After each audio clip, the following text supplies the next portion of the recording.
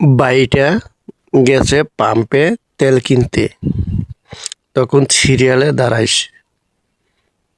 আরেকটি বাইক আইসা তার সাথে তর্কে জড়ালো।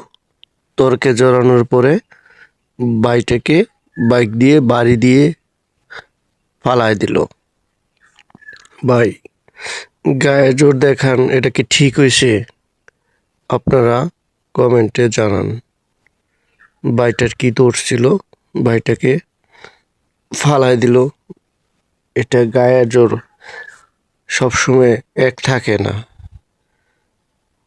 গায়ে জোর হয়তো আল্লাহ তাআলা এটার বিচারও করতে পারে। কিসের গায়ে জোর দেখাই? বাইটাকে পালাই দিয়ে একটি গ্যাঞ্জামের সৃষ্টি করছে দেখুন।